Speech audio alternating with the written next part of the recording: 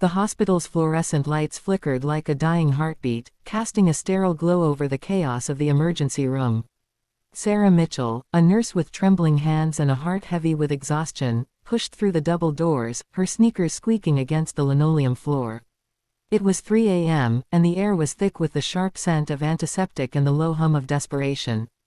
A gurney burst through the entrance, paramedics shouting vitals as they wheeled in a man whose face was pale as moonlight, blood seeping through the bandages wrapped tightly around his abdomen. Sarah's pulse quickened, not just from the urgency of the moment but from the weight of her own life pressing down on her. She hadn't slept in 24 hours, her bank account was overdrawn, and her landlord's eviction notice was crumpled in her locker. Yet, in that moment, none of it mattered. The patient needed blood, and the hospital's supply was critically low. Without hesitation, Sarah rolled up her sleeve, her own blood type a rare match, and offered herself to save a stranger. Little did she know, this act of selfless kindness would unravel her world, leading her to a man whose gratitude would change her life forever, a single father, a CEO, and a soul as wounded as her own.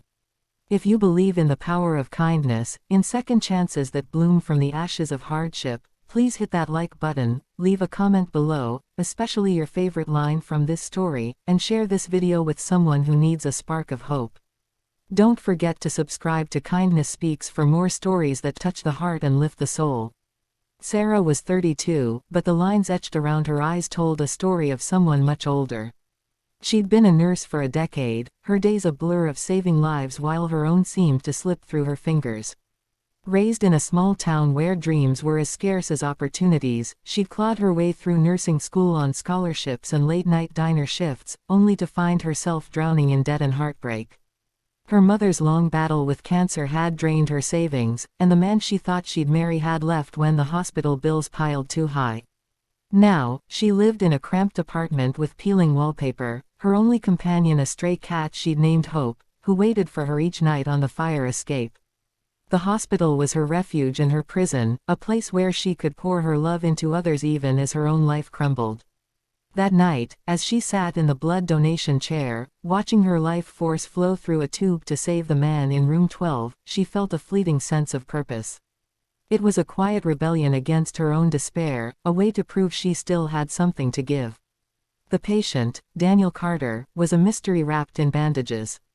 The paramedics had found him slumped in his car after a hit and run, his expensive suit torn and bloodied, a briefcase clutched in his hand as if it held his very soul. Sarah didn't know his name then, only that he was critical, his blood pressure plummeting, his body fighting to hold on. She worked alongside the trauma team, her hands steady despite the exhaustion that made her vision blur. When the doctor called for an emergency transfusion and the blood bank came up short, Sarah didn't think twice. She was O-negative, the universal donor, a fact she'd always carried like a badge of honor. As the needle pierced her arm, she closed her eyes, picturing her mother's frail hand in hers, the memory of loss mingling with the hope of saving this stranger. She didn't know that Daniel was a man who commanded boardrooms, a CEO whose name graced the skyline of the city's tallest buildings. Nor did she know he was a single father, raising a 6-year-old daughter named Lily, whose laughter was the only thing keeping his heart from breaking entirely. The hours bled into dawn, and Sarah's shift ended with her slumped in a breakroom chair, a paper cup of cold coffee in her hand. The man in room 12 had stabilized, his vitals creeping back to safety, but Sarah felt no triumph. She was too tired, too empty.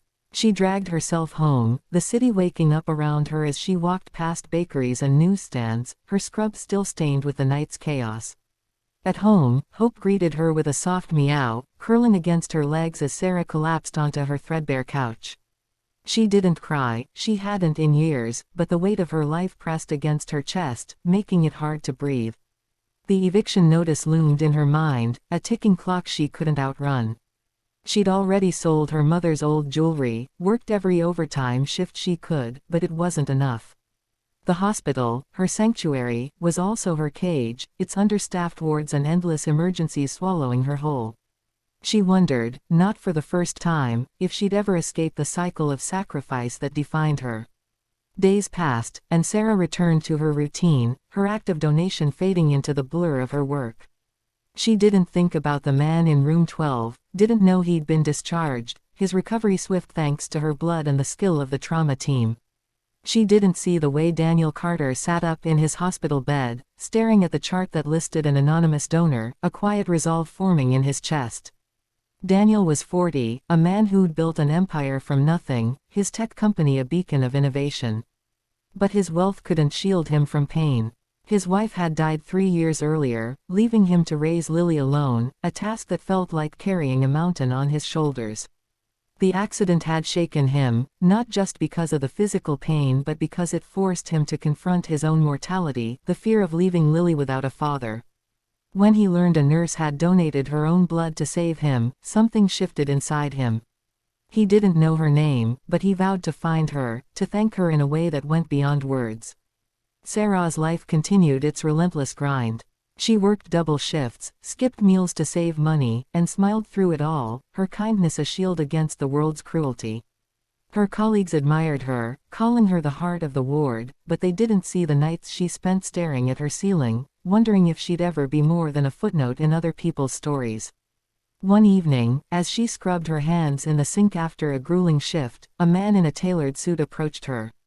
He was tall, with dark hair flecked with gray, his eyes carrying a weight that matched her own. "Sarah Mitchell?" he asked, his voice soft but commanding. She nodded, wary, her mind racing with thoughts of bills or complaints. "I'm Daniel Carter," he said, and something in his tone made her heart skip. He explained who he was, how her blood had saved his life, how he'd spent weeks tracking her down. Sarah stood frozen, the weight of his gratitude crashing over her like a wave. She tried to brush it off, saying it was just her job, but Daniel's eyes held hers, seeing through her armor to the woman who'd given more than she could afford. Daniel's gratitude wasn't just words. He invited her to coffee, insisting he owed her more than a thank you. Sarah hesitated, her instinct screaming to keep her distance, but something in his sincerity pulled her in. Over coffee in a quiet cafe, she learned about Lily, about the accident that had taken Daniel's wife, about the empire he'd built to give his daughter a future.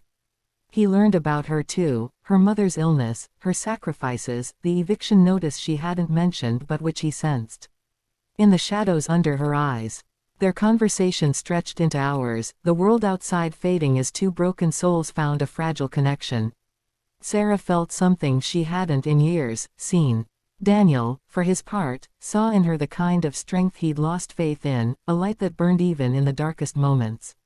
He didn't tell her then, but he was already forming a plan, a way to repay her that went beyond gratitude. Weeks turned into months, and Daniel became a quiet presence in Sarah's life. He sent her small gifts, a new pair of sneakers when he noticed hers were worn, a warm coat for the winter chill, but always with a note that said, "For the woman who saved me." Sarah resisted at first, uncomfortable with the attention, but his persistence was gentle, never overbearing. He invited her to meet Lily, and the little girl's bright smile cracked something open in Sarah's heart. Lily was a whirlwind of energy, her drawings of superheroes and flowers filling Sarah's apartment with color. Through Lily, Sarah saw Daniel's softer side, the man who read bedtime stories and braided hair with clumsy fingers. But Sarah's struggles didn't vanish. The eviction notice became a reality, and she faced the prospect of moving to a shelter, her pride warring with her desperation. She didn't tell Daniel, too ashamed to admit how close she was to breaking. The turning point came on a rainy evening when Daniel appeared at the hospital, his face serious but warm. He'd learned about the eviction from a mutual colleague, and before Sarah could protest, he handed her an envelope. Inside was a contract, a proposal that made her breath catch. He'd created a foundation in her name, a nonprofit to support healthcare workers facing financial hardship, with Sarah as its director. The role came with a salary, a home, and a purpose that aligned with her heart. "You saved my life," he said, his voice thick with emotion. "Let me help you rebuild yours." Sarah's hands shook as she read the papers, tears blurring her vision. It wasn't just the offer, it was the belief in her, the recognition of her worth when she'd forgotten it herself. She accepted, not just for herself but for the others she could help, the nurses and aides who, like her, gave everything and got so little in return. The foundation became Sarah's lifeline, a way to channel her compassion into something bigger. She worked alongside Daniel, their partnership growing into something deeper, a quiet love built on mutual respect and shared wounds. Lily became a fixture in her life, calling her Aunt Sarah, and drawing pictures of them as a family. Sarah's apartment was replaced by a small house with a garden, where Hope the cat basked in the sun. The hospital, once her cage, became a place she visited with purpose, training others to lead with kindness. Daniel, too, found healing, his grief softening in the light of Sarah's strength. The hit and run that had nearly taken his life became a strange kind of gift, a moment that brought them together. As Sarah stood in the garden of her new home, watching Lily chase fireflies under a twilight sky, she felt a peace she hadn't known was possible. The weight of her past wasn't gone, but it was lighter, shared with people who saw her for who she was. Daniel stood beside her, his hand brushing hers, a silent promise of a future neither had dared to imagine. Her act of kindness, a single moment of giving, had rippled outward, changing not just her life but countless others through the foundation. It was a reminder that even in the darkest moments, a single act of love could light the way forward. If this story touched your heart, if it reminded you of the power of kindness and the beauty of second chances, please hit that like button and share it with someone who needs to hear it. Leave a comment below, especially your favorite line from this story, and let us know how it moved you. Subscribe to Kindness Speaks for more stories that inspire and uplift, because together, we can spread hope one story at a time.